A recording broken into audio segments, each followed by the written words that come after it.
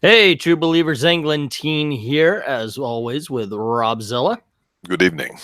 And we are, I can't do this. Do We it. are beneath Pine Hills and the plaza. No, I'm Your no. heart's not in it, bro. Well, I I know you think walk it's around. because you came up with this, and every time we start, I say this. You came up with this. It's your thing, man.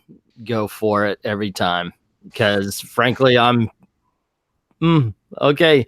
For me, Pine Hills, when we were growing up, it wasn't about that particular area. We were just looking at a video just recently what it was all about to me. The Pine Hills Plaza, the little dual cinema there, or the Vista Park that actually my father had something to put together as. But today we've got quite a few things, but I think I'm gonna kind of bring it in, just talk about a couple of things that are coming up and a couple of things that happen. One thing that I really do want to say is rest in peace to Tim Conway. And Agreed. yeah, holy Toledo. Um, Obviously, he hasn't been the most active person recently, but in our childhood anyway, he was easily one of the funniest men on TV and in the movies. I particularly liked Apple Dumpling Gang, and I remember Private Eyes. Do you remember that movie? Yes, I do.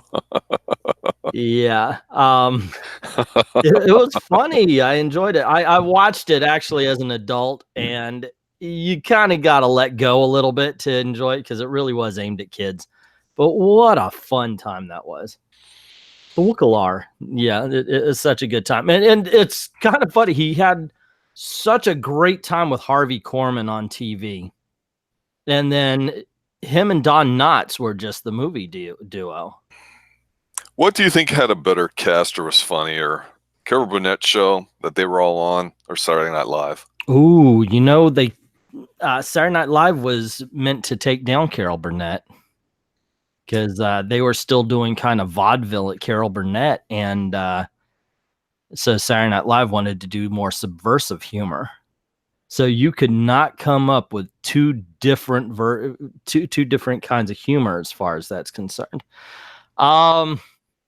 Damn. Okay, when it first came on, I would give it to Carol Burnett. Maybe in the second year when Bill Murray jumped on, they had somebody then that could really go after the cast of Carol Burnett, but I've got to give it to Carol Burnett in that first season. Yeah, I thought that having those live shows like that, forgetting laugh tracks and everything else too at the time, obviously a lot of people were a little older and dated, and we still saw a lot of movies that they were in, but they definitely had a very talented group. And the one thing that I always remember with Tim Conway was the fact that, he was able to, in some of his sketches, just when things would fall apart, he'd be able to, I'm not going to say play the straight man, because that was more of like the Korman method or Yeah, those Korman was a straight guy. Right, he was the straight guy, but Tim Conway, I just always remembered him being able to kind of, as soon as things started getting off a little balance, he could do it. And this is kind of where I go back to, people are funny. It's not necessarily the material. The material is just there to serve to whether or not the person can be funny. And yeah, I mean, just even the skit you posted is dated by today's standards, the dentist one, but you can see where it's going. You see where it has the classic humor, how it's going to build, and you can kind of know what's going to happen, but just his ability to pull it off and keep a straight face while the guy he's working on, Korman is just going absolutely crazy trying to hold it in. And I give him a lot of credit for that.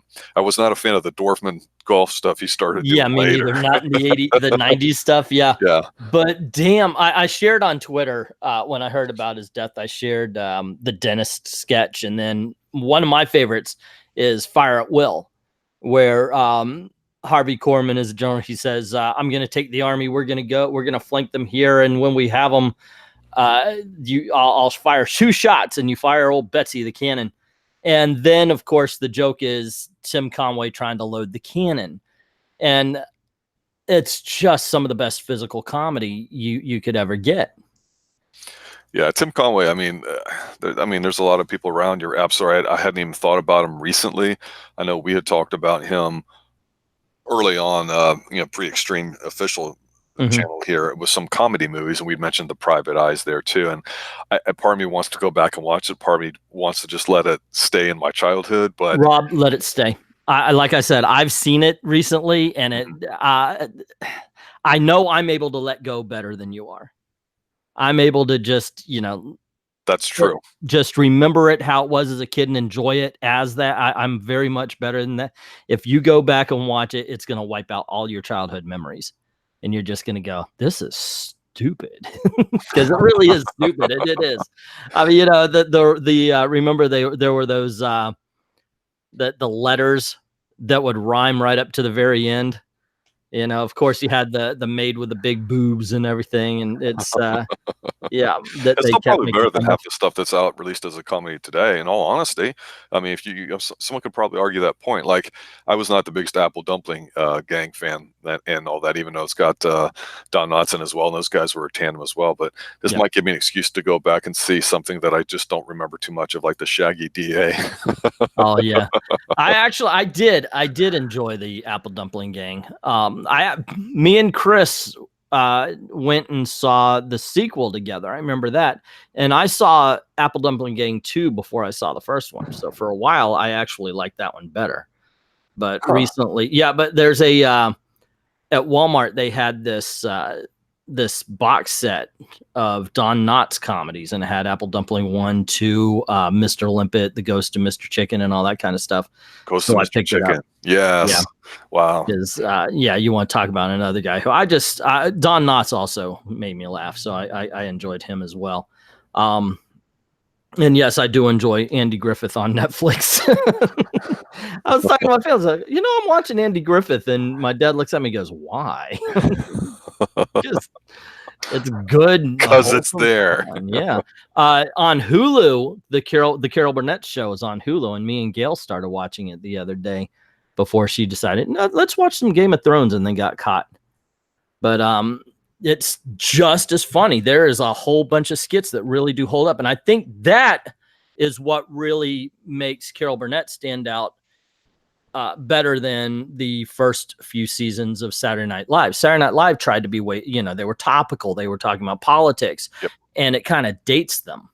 Agreed. You can hit hard with something like that, but it doesn't mean, when we talk back there, we go, "Oh yeah, it was a great cast. That's a great cast." But unless we really sit there and think about it, we almost don't really know, unless it's just one or two, like scenes that I think were funny, or you think were funny. But it's agreed. Like I say, it's a toss up there. I mean, comedy was really at that golden age with records being produced, and those people starting to transition into movies like Cheech and Chong. Eddie Murphy, of course, we got to be really big there too. But I mean, George Carlin, a whole bunch of them started off that way. Yeah. Oh, and hello to Eric Breen and Dr. Venkman. Venkman saying he saw the complete collection of TV appearances from the Marx Brothers at the local hardware store. That's weird. Well, anything to turn a profit, I guess. Yeah. Here's a box of nails and the Marx Brothers. take two of these and call me in the morning. Yeah.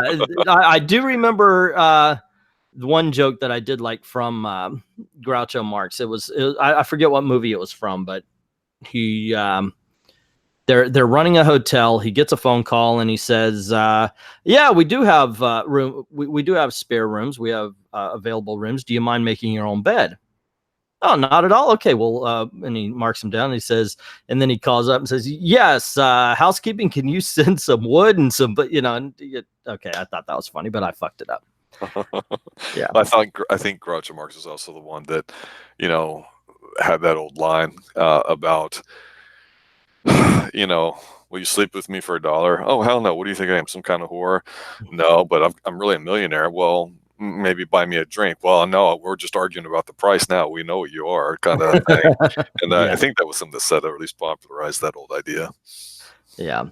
I'm very much into watching the skits with Tim Conway. I got into, and I do this occasionally. Like, I'll put one on and I just can't watch one.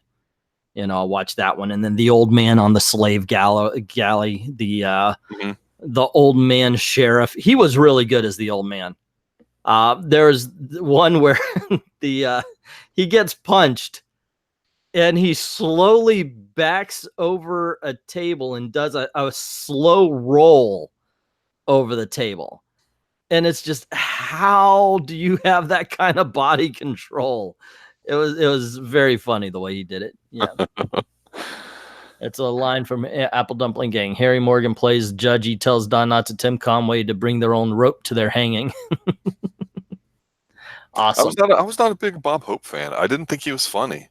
I thought he I had good agree. timing. I think he was more of I always think of him as a host that maybe tried to tell jokes. Charming, Yeah, but not actually funny. good up there for like charity type things.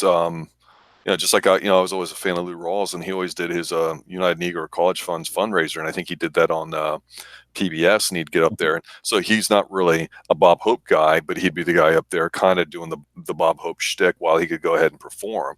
So yeah, I mean, it takes all types, but you had clearly identified roles back then of people that would try to specialize in something, and they would stick with it. Whereas now, where everybody thinks they can do everything, and it turns out they really can't do anything. Yeah, some are very much like that. I mean, you do have a few song and dance and comedy guys out there, that can do whatever they put their minds to, and then you've got some who are definitely out of their element. One of your favorite actors, actually, I think he is your favorite actor, I think is very limited, and that's Tom Cruise. I think what he does, he's great at. But there have been times where he has tried to comedy, and he has kind of tried to expand a little bit, and it has failed greatly. Terry Silver popped in, and he says T.J. Hooker stylehood role. I think Terry's probably seen the YouTube clip of all the roles. I had sent that a while ago to one of our other buddies there too, when I was trying to watch some T.J. Hooker online, and it was just so bad. But his enthusiasm attacking the roles in his karate chops, Shatner was always famous. You know what? Shatner's one of those as well. Shatner is brilliant at being Shatner, but stretch him, and he kind of falls apart. He played a psycho in a movie. The name escapes me, but I actually saw it on like Hallmark or Lifetime not too long ago. It was on Flip Rim. I'm like, oh, this is Shatner. What the hell is this? Why is it on Lifetime? And it was like in the Pacific Northwest. And I remember there being a big house. I think it might have been like Vancouver Island. I'm going to have to look that up. But he was very understated for him being Shatner. And he's done a few things that I've said, he's doing it, but he's not acting like Shatner. And I think... I know what you're saying about Shatner. Nobody does Shatner better than Shatner. I get it, but you know what? The man's still damn entertaining. I'd rather watch him. I would say the same thing about Steve McQueen. Very limited guy. He needed everything to be perfect on set. High maintenance kind of guy, but his ability to do a physical thing and role like in a movie, like driving a car or something like that, that transcended the movie. And I think with somebody like a Shatner, he needs some meat and potatoes to gnaw his bone on. Same thing with Tom Cruise. Yeah, so what? I agree with you. Their acting may not be that great, but still. I haven't seen it yet, but I'm glad you brought that up because you reminded me. I wanted to tell you of the existence of a movie that I'm going to watch, and we'll have a review of it that nobody except for me knows about, and probably nobody cares about. It's called Finding Steve McQueen. Somebody... As far as I know from the write-up, I haven't read it in a couple of days, but somebody steals something from Richard Nixon, and they need someone to find them, and so they, I don't know. I guess they find Steve McQueen to stop the robbers or something like that. I'm gonna check this out. So just to give you a heads up. But when I saw it, I went, "Oh, Rob at least needs to know this movie's in existence." But it's called Finding Steve McQueen. So. I've heard of it. I haven't attempted to watch it because it seemed like pandering just from the whatever I heard it from or read or something. Oh, it may just be. It's kind of like Bubba Hotep, where Bruce Campbell plays Elvis and Ossie Davis plays JFK, and they stop a mummy zombie. So that's different. That's awesome. It is truly an awesome horror film. It's low budget as hell, and it's definitely campy as hell, but it's awesome. I loved every second of it. But yeah, when I heard about that, I just figured, okay, I got to tell you about it. Yeah. As far as other movies, in the title, of course, I saw Detective Pikachu. I didn't even know this was a thing. Yeah, well, I'm sure you're a big Pokemon fan. Gesundheit. Yes. Well, Elizabeth is. She's been playing the game since she could hold a video game. One of those Nintendo Game Boy things back in the 90s. That's been her thing. She's been playing Pokemon forever and a day. And my knowledge of Pokemon is limited to anything she told me about. Right. I think I may have played 10 minutes of one on GameCube called Pokemon XD or something like that. And so I have nothing, other than what you get from the cultural zeitgeist, other than, there's a character named Pikachu, or, that there's something called a Squirtle or a Mewtwo or something like that. So I don't know much about this. So I went in very blind, except for the trailer. Ryan Reynolds voices Pikachu, and he teams up with this kid. They're trying to find his father. And I was actually surprised at how entertaining it was. I'm not going to go off and say it's a great, film. It's not going to, I don't foresee this being in my top 10 at the end of the year, but it works. The Pokemon are awesome. I loved watching them. I loved watching how the humans interacted. They do have a Poke Battle, like the game, in there, for just kind of paying fan service. Most of it, though, is kind of like Toontown from Roger Rabbit, where humanity is living with Pokemon, and they're trying to have some sort of civilization, and it works. It's an entertaining, enjoyable movie that I got to say I'm willing to see again, and probably will have to, because my daughter's coming over this weekend. So I would rather watch The Meg than probably this movie, I'm guessing. No, and I'll tell you, and this is my guess, knowing what I know about you, The Meg set you up with expectations. Slim and none being the two of them. This, however, well, no, The Meg set you up thinking this was going to be an over-the-top blast. Detective Pikachu has no pretense. You're either going to like it or hate it based on the fact of, do you like or hate Pokemon, or or are you even going to be affected by that kind of thing? I'm affected by the fact you said Ryan Reynolds, because I don't know why. There's something about him that ever since he was in Blade 3 or whatever, I just starting to get really annoyed with this guy. I don't know. Everybody was annoyed at Blade 3. Yeah, but it wasn't because of Blade 3. It's just, okay, I'm like, you don't fit in this movie, that sucks. And so I don't know. It just, he's getting on my nerves. Yeah, I can understand that. Okay. Yeah. Well, what I'm saying is, I could see how you could say Ryan Reynolds doesn't fit in Blade 3. Yeah. It really does feel like he comes from a different film, because he's like a mile-a-minute joke machine in that movie, and then you've got Wesley Snipes, who seems to have gotten a different script than everybody else. So yeah, that Wesley, please come back. Mess. Yeah. But here's the thing, Dr. Venkman, no, one thing I can say, if you did see the preview for Detective Pikachu, it tries to play it off like a comedy. The preview really leans heavily into the comedic elements, and there are comedic elements to it, but it is more serious than it lets on. And in some places, it really does work as a detective story, more so than I thought it would, to tell you the truth. Are you saying this just because Detective Pikachu in itself is Asian? No. Okay. Just had to ask. Yeah, I like Asians, but I wouldn't fuck all of them. So yeah, there are a few, but it's entertaining. Once again, it's not a great film, but it's a good film. It's entertaining, and I don't feel like I wasted my money. I'll stick to my relaunches of Mike Hammer every 6 months when Stacy Keach would get out of jail for cocaine. Yeah. Until he dies. Yeah. But so I figured, okay, why don't I give a little review of that? And I just got Batman versus the Teenage Mutant Ninja Turtles, so I'm looking forward to seeing that tonight. Uh-oh. Oh no, those comics are awesome, and DC puts out great animated movies.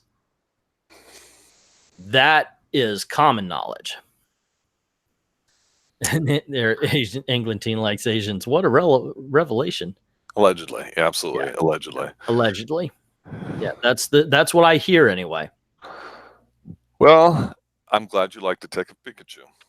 Yeah, I'm glad you reviewed it. That way, I don't have to. And you're like you go out and see new movies to review. I will say that your recent review of the Brightburn or whatever, you mentioned it in passing a while ago, but watching it made me go, you know what? I like this idea, and if it really is that dark and graphic, like some of the scenes you showed, I definitely was interested in seeing it. I know it's still playing at theaters, but it should be coming out. No, it opens 24th. I understand that. I'm simply saying that it appears to be out already, maybe in some markets, not others, because I was looking for listings. But I like the idea of it, and I hope that it ends up being somewhat decent. But I think the next movie for me, and even though we're going to probably Sunday do the summer review, is it's a Godzilla date fest. I hope that, you know. Hey, yeah, man. Let's do that. Let's well, shit, you're in Lake Mary. I usually go to the Disney AMC because they got $6 movies at before noon. But damn straight, I do want to see that Godzilla.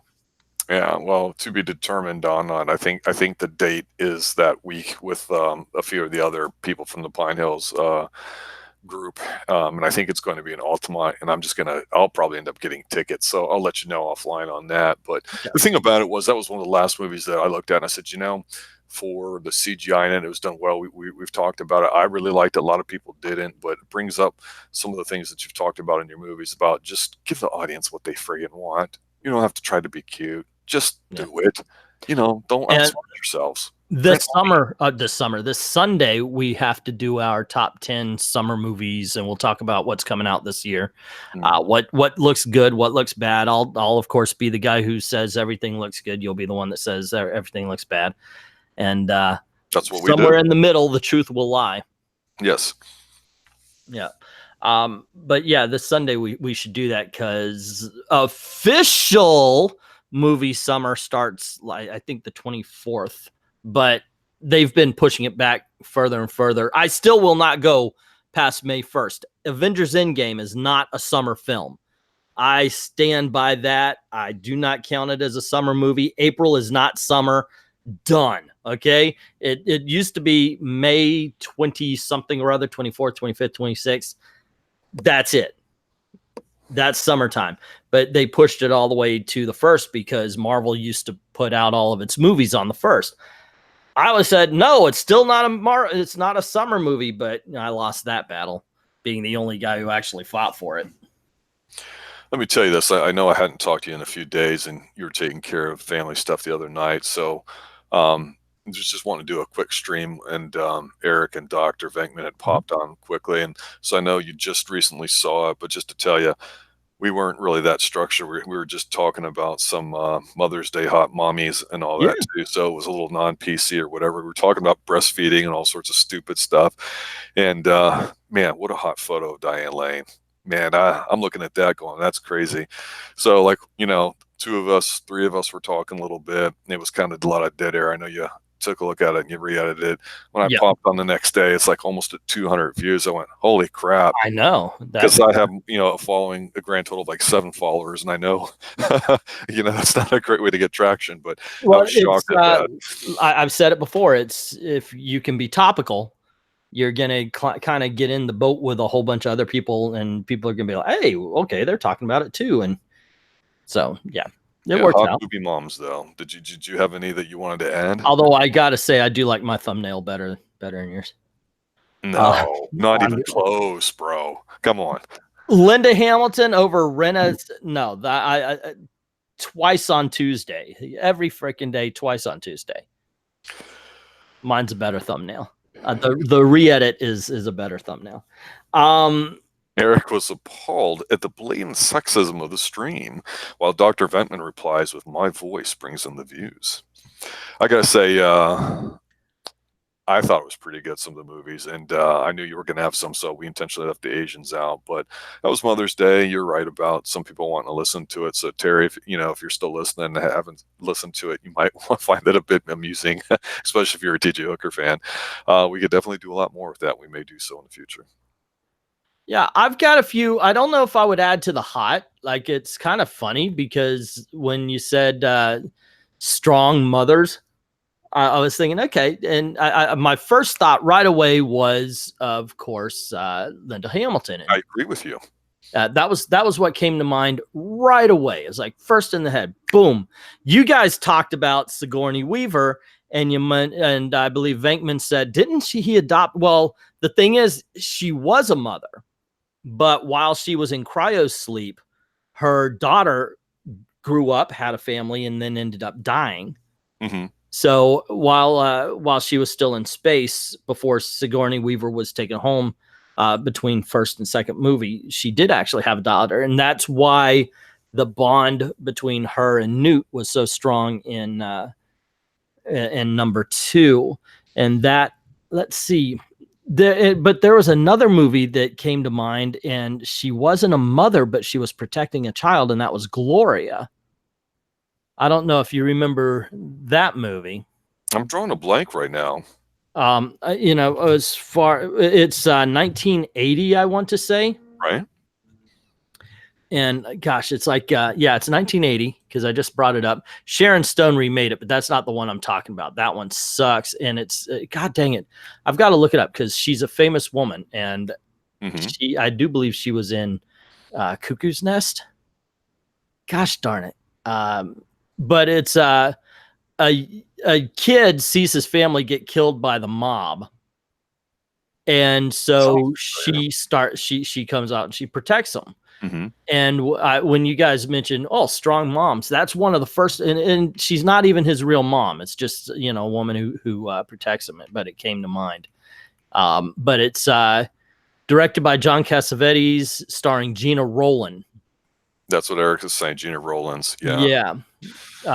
It was just such a great film. Once again, I don't know why that popped in there, because, not a mom. The other one, and I'm staying away from the Asians, because you're thinking, okay. Actually, there's a movie called Monster from China. And it's about a woman who loses her child in a parking garage.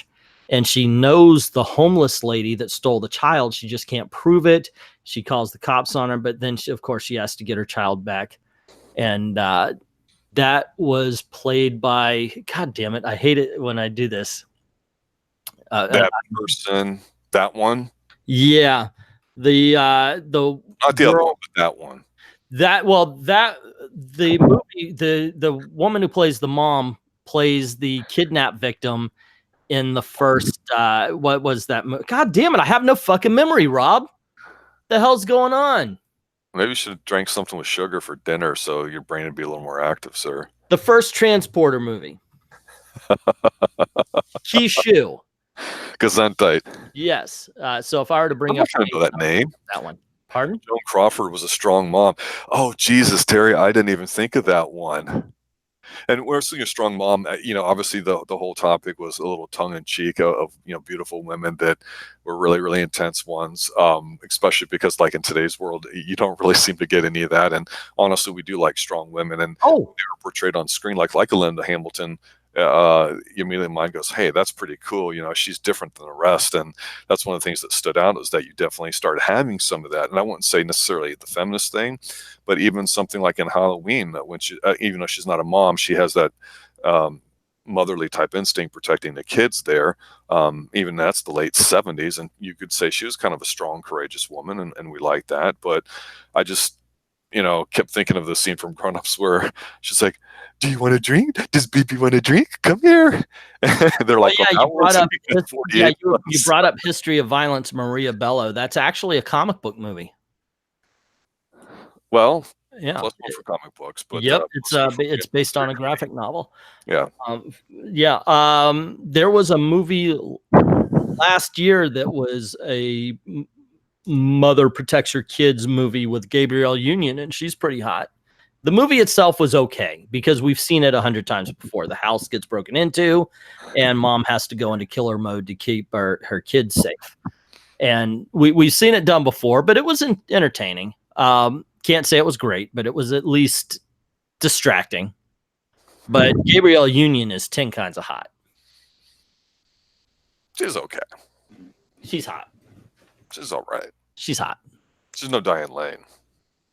I didn't say that. Okay. She is hot, though. Although Venkman had posted, to his credit, because you know what? I have not seen everything from the 1980s. I admit that. I'm not going to lie to you guys. I'll stretch the truth and I'll embellish a little bit. I'll describe in graphic detail just the Pine Hills Palace thing, because if you'd listened, you'd heard about our stray German shepherds that stay on campus and everything to campus, but on the palatial estate. But really, I think Streets of Fire is what he had posted, a little thing of her singing. I had to look it up and I went, crap, I know all about this, but I don't think I've ever sat down and watched it. Or if I do, Yeah, I saw it a long time ago. It was all right. Yeah, it's a pretty good movie. Pretty good movie. I'll tell you a movie mother from the 1980s that you wouldn't have thought about because you were kind of on hot moms. And in no way, shape, or form could you ever find this mother hot, but she was awesome. And that would be Mrs. Frisbee from Secret of NIMH. Huh. Well, you really didn't think about that one, did you? No, I didn't. No. But the truth is she fits every other bill other than hot. She's strong. She definitely goes through a lot of trials and tribulations to keep her family sick. It all starts off with one of her kids being sick, and of course they've got to move before construction comes through on the yard and everything. It's a very good movie. So yeah, I would say Mrs. Frisbee from Secret of NIMH. I'm starting to pull an Angleton here because they're dropping the Pepperidge Farm references in chat, and I'm just drawing a blank. Carvel, the ice cream cake. That's it. See, okay, yeah, because it's that other one, not this one or that one, but the other one. So yeah, there are a few movie moms that I could toss out as well, but that's about. The Diane Lane I liked because of how realistic that part is, even though I hated the ending. That's something as men we have to deal with our wives. And then the other part that I liked about too with the history of violence was the fact that women today can say whatever they want, but Viggo does what he needs to do as a character. He's protecting the family. He's not being a jerk off, going out and seeking it. It's just a part of who he is, and she's so turned on by it and everything. She wipes him up. I mean, she takes care of him. I mean, if you know the cheerleader saying, so part of you just goes, yeah, I deserve that. Yeah, he actually goes to, well, spoilers, but yeah, he kills family to save his wife and children, and that's basically the way it should be. And then I had tweeted, which nobody put on there too, and this is where I just am trying to figure out how to still connect. I would talked a lot about Richard Gere and how he was such an evil bastard, and in slimy roles he was fantastic. So right after Internal Affairs, he's in Unfaithful basically, and he was peak at that time. He's got Cindy Crawford, the most beautiful woman in the world at that time, except for maybe Diane Lane. That's a toss up. But the fact that he married her kind of killed my crush on Cindy. But then you remember that scene where he's sitting at the table and the one guy's like, hey, I want you to kill this dude. And the guy's sitting there with his wife, and Richard Gere sitting next to the dude's wife, and he just starts rubbing on her thigh and fingering her up. And then, the girl's like, having an orgasm, and then the dude trying to hire Richard Gere can't even, see what the hell is going on. And you can see the girl's just like, having this big orgasm, her eyes are all wide, and she's sucking on a lollipop or whatever. And of course, Richard Gere is like, man, 15,000, you're crazy. All right, this is what I want you to do. I want you to go home and I want you to think about it. And then he reaches out from under the table with his hand and he shakes the guy's hand. The guy says, man, I don't know if I can trust you. And he goes, of course you can. I'm a cop. I'm like, that's fucking fantastic. That's Richard Gere at his finest. Yeah. Yeah, I enjoyed the live stream y'all did the other day. It wasn't bad. So what is that? I was just reading Venkman's thing in there. What is the name of the Diane Lane movie with Mickey Rourke holding her hostage? I know that one. It's the same movie that I talked about with Gabrielle Union. It's the same thing. He's the shit Desperate Hours. That's it. That's a remake of Humphrey Bogart one. You're right. Yes. Yeah. Yeah. Yep. Good call. So you're quick to the mark on those things. Nice. Yeah, it is. It's the same thing. They invade the home, and now the mom and dad have to save the family. That kind of thing. We've seen it all before. All right, what are we finishing up with? What do you got? Let's see. What is there? I actually opened up Hollywood Reporter, Variety, the whole thing. The only, I guess, something that I would like to talk about, I might talk about it later on my comic book channel, but Stan Lee, before he died, was just being abused by his caretaker, Kaya Morgan. And finally, I'm shocked. this guy has been put up on charge. I'm going to talk more about that on the comic book channel. Well, I know the reason why, and you know how the media is. Everyone's going to pretty much say the same story and all that too. It'll probably be Stanley's fault, but you know what the real reason why was? Why? Because he wore members only. Ugh. That's not even funny, man. I'm serious. Do you hear me laughing? Yeah, that isn't even. He was one of the original members. That's not even good. Obviously, there in his wheelchair in his golden years there, he discovered that when you put it on, something does happen. You get your ass beat. Ugh. That one fell flat, bro. That's all I gotta say. It really did. That one just. No, I just remember him wearing it. But the thing too is there's a lot of interesting stories about people like that have had abusive caretakers, and people don't ever want to focus with them. And the one guy that for some reason I really, I have a bit of a science background and all that too. So I follow some nerdy stuff, but the one dude in a wheelchair I used to make fun of all the time, Stephen Hawking. And there's just some weird shit with him going on too. I'm like, man, if somebody just took that as topic material and ignored the hardcore physicist side to it or whatever. I know they made a nice little cutesy movie recently about him, but that's one of the problems with Hollywood, I think, in general, is that there's so much celebrating just for the sake of celebrating, as opposed to really just trying to be down and dirty and gritty and all that too. And that's one of the issues I think where you and I have always kind of diverged is that you don't mind if there's a little bit of the whatever in it, where sometimes I get offended that they're trying to do that to me. So I can't really say, because I still prefer TJ Hooker to the other crap they put on TV, but I don't know, man. It's just there seems to be too much of this pandering in today's movies, and I just wish there'd be a couple of them that would come out. And again, I'm using your movie there, the Nightbringer, or whatever the hell is that kitty one. I hope that's dark and violent and has no happy ending to it. I really do, because I think that's a great idea. You mean Brightburn? Brightburn, that's it. What if Superman was came to kill the Earth basically, and is like a little kid, and the few stills you had in there, I'm like, you know what?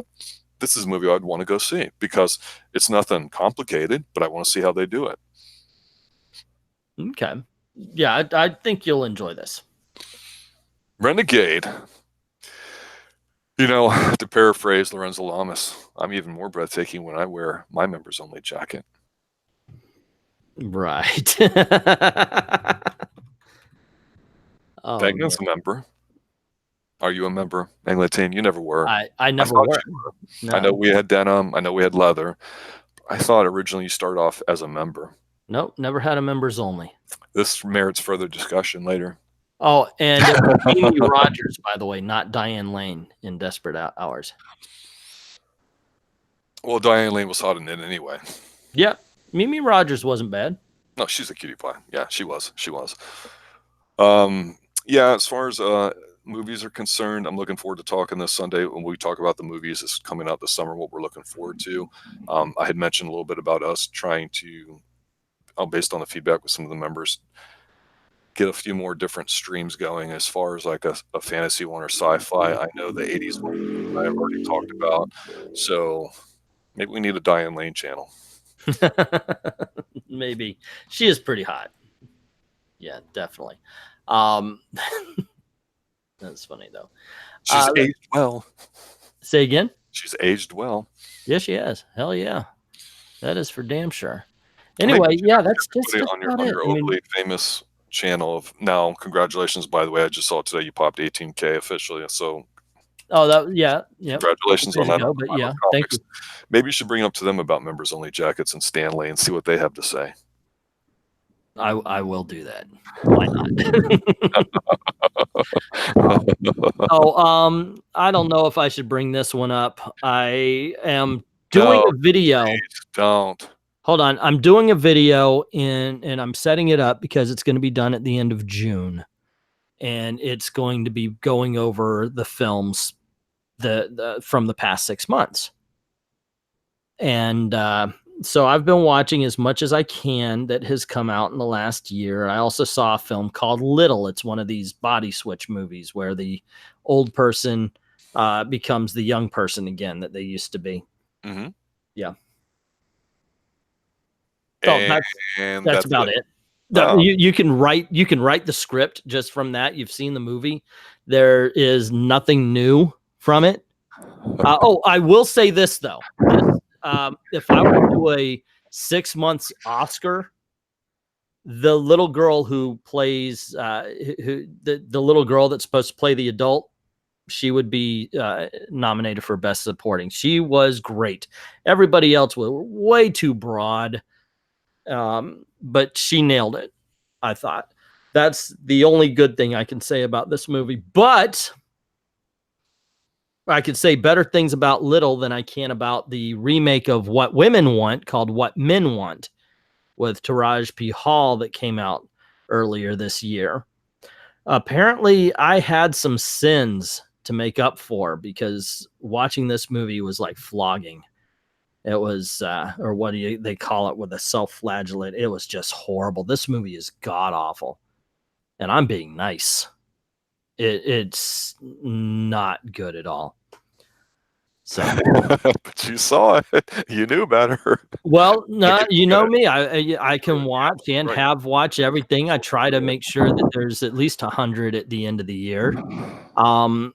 And so, like I said, I'm going to be watching as many of the last 6 months as I can, just so to do this video at the end of June. But holy Toledo, that was harsh. Yeah, Venkman brings up a show, The Expanse, which I have not seen, but I've heard great things about. And I've seen a few small science fiction things on Netflix here and there. So it's always a juggling act between, what do we cover? How much do we cover? And what's the audience for it? I do know that there's some shows up there. I mean, he was joking about Renegade being the best show ever, but I have talked about the, Weekly Man, moving kind of thing like the Incredible Hulk, how I really think that's a fantastic setup for television or in general. But vampire movies we've already talked about doing. Baseball, it's like Margaret Thatcher, it puts me to sleep, but they're popular. But who cares about baseball? But movies based off of video games is something I think we've talked a little bit about when we briefly talked about 80s. Because to me, it almost always goes back to, well, whatever topic do we want, let's find it. It's going to be in the 80s, and we'll just kind of go from there unless something really stuck out in the 60s, 70s, or earlier. Kind of that giant meta theme about everything was better in the 80s. Everything else now is just, ripping it off or a shadow of it. Like, to your point, What Women Want, even though that wasn't the 80s. It's not working. Ghostbusters, we talked about that. So just more proof in the pudding that it's certainly not the case. And stream on movies based off of video games, that's got potential. Definitely. Twilight. Twilight. No, that would be the Twilight of this channel's views if we actually start talking about that. Twilight actually gave me one of my favorite movie going experiences of all time. I have to be honest about this. I am sitting down right now. I want you to wow me. Okay. Imagine this. You have watched every episode. You're doing a radio show called The Best Damn Radio Show. You were given this movie because your two co-hosts are friends. And so they would always pick the good movies and you would have to go and watch the shit movies to talk about. And so you got the very last chapter of Twilight. And you are sitting by yourself in your favorite seat right behind the wheelchair people so you can put your feet up on the bars and get relaxed. You just threw a kid's cell phone across the floor because he refused to turn it off. And you're feeling particularly snappy. And the movie begins. And about 2/3 away in the movie, the main characters start to die. And you get to hear the screams and crying of so many Twilight fans. It was music to my ears. I loved it. I was laughing my ass. I was like you in Alive, if you remember that.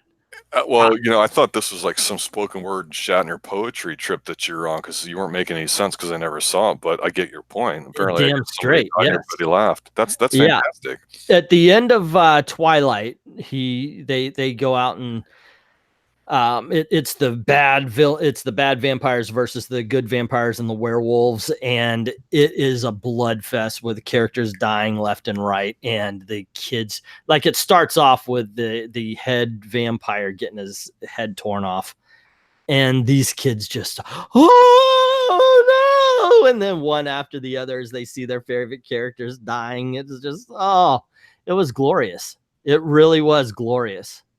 I loved every second of it, but like you, I was like, I had a blast. Well, maybe we should keep in the back pocket one evening. We should probably start documenting movies that make us cry. Oh, okay. Because I have a confession to make, and I was going to bring this up. I think it was just a TV movie, but I hear it's one of those men movies that you have to watch before you die, and I've been wanting to see it for about 30 years from now. No, I'm serious. It's a sports movie, though, so you may not have liked it, but Brian's Song. Brian's Song. I remember Brian's Song. Okay, I do want to watch that. I've done my list of things to watch, and that's up there. Here's the thing with me. First of all, and we're also going to have to tell the Alive story, but the movies that tear me up aren't like the sad movies. I get teared up by shows of loyalty more than anything else. That's what it's like. Yep, the friend stepped up. That's awesome. I have those friends. It's that kind of thing. So like the only scene that really did it for me that was supposed to be a sad scene, I went and saw with Gail on one of our first dates and her friend Ivy, and they're just sitting there watching, and I'm like, and they're not understanding why I'm getting teared up, but it's a movie called My Life with Michael Keaton and Nicole Kidman, and Michael Keaton's dying of cancer. It's one of those movies. Mm-hmm. And all throughout the film, he's making a movie for his child, trying to teach him the lessons of life that he's learned. But he has a horrible relationship with his own father. And towards the end, when he's really sick and he can't take care of himself, he's talking to his dad, and his dad shaves him. And during that scene, they talk, and it's just like, two guys. And I was like, oh God, that's so just, yeah, that got me. Interesting. Yeah. See, but there he goes. Rocky is up there. You're saying that Papillon, but Rudy got a tackle. Philosophically, hit you over the head kind of movies that you're watching that it's building and it's on your subconscious. You don't know what's happening, and at the end, it just all clicks, and you're like, "Holy crap!" And it's just one of the biggest salutes to freedom there is. I put it up there with The Prisoners being some of the greatest Liberty type things of all time. You're answering what the favorite movie is of all time. Yeah. Mine's a little bit more mainstream because I can watch Raiders of the Lost Ark anytime. I agree. But that's different than what Venkman was saying as far as best, because I cannot watch Papillon all the time. Otherwise we put Raiders of the Lost Ark up there and probably Dumb and Dumber or Ace Ventura. Yeah, he said favorite, not best. Well, scroll down there at the bottom.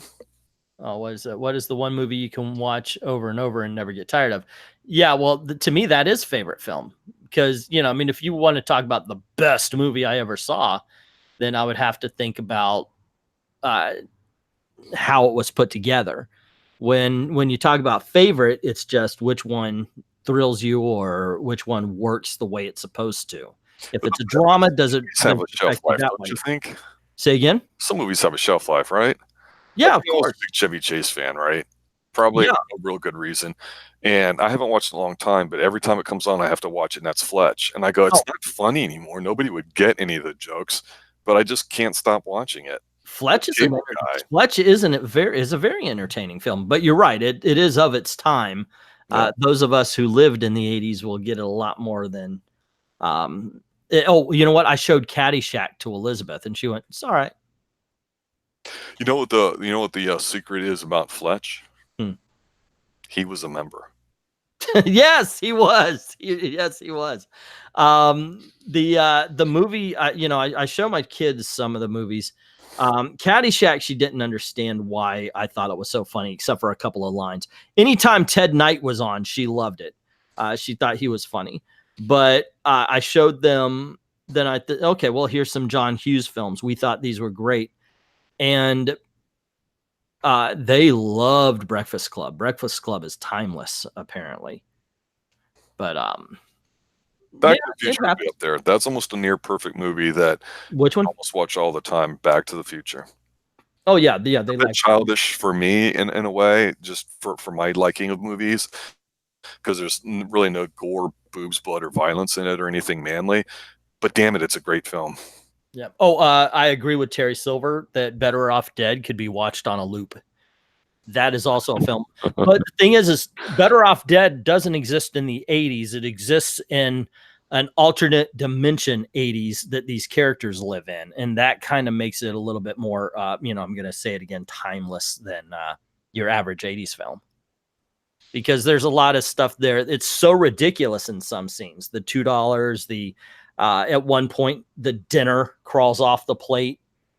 It's like weird science as far as the John Hughes films. It's just so ridiculous. It looks 80s and it feels 80s, but its own dimension. Therefore, it survives the test of time a little bit more. Well, the final thing I have is when we were talking the other night, the recommendations that came up that I had put out there after we were discussing a few things was that, of course, I'd mentioned Internal Affairs of Richard Gere. If you want to see him being just a real asshole, dicky kind of guy, and he's fantastic at it. It's really just a phenomenal performance. It's a great movie, and he's just an asshole from start to finish, and it's just very refreshing. It's very liberating to watch. Is that one? And then I had a really small one that was by a guy named Ty West called House of the Devil that's set in the 80s. And we talked about that on our Halloween specials there too. And I'd mentioned that. So if anybody sees those between now and Sunday and wants to bring them up on Sunday, I'd be glad to discuss them a little bit more. Did you have one or two you wanted to recommend? I did a couple of reviews tonight. That'll do me for now. I want to do, because I told you as a subject, I thought it would be fun for you to give me some movies as homework, and then I'll give you a couple, and then the next week we can do our reviews of them, see how we liked it. Being that try to find a movie that I might like, and I'll try to find a film that you might like, or maybe even challenge, either one, whichever way you want to go. As far as Better Off Dead, though, Terry, I'm Eric Breen. My favorite line is when they're at the top of the mountain and he goes, "This is pure snow. Do you know what the street value of this mountain is?" I love that line. That always got me. See, that's just not funny. It is. You just have no sense of humor. What up? I love that film. I really do. All righty. Yeah, but that's about what I've got right now. All righty then. Okay. So thank you very much to Eric, to Venkman, to Terry Silver. Thank you very much for joining us on this, Rob. It's always a pleasure. And thank you very, very much for watching. Have a good night. Stay extreme, everybody. Good night.